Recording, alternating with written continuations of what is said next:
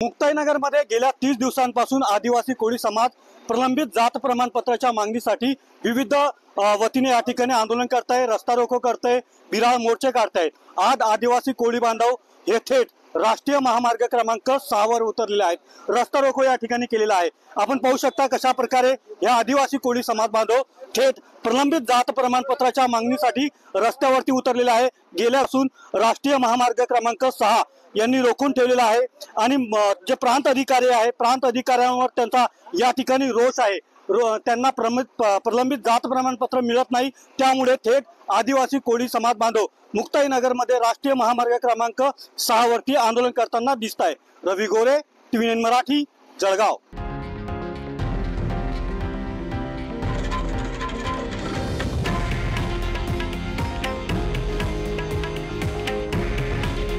हे आहे देशातील नंबर 1 न्यूज नेटवर्क आणि आपण पाहत आहात TV9 मराठी।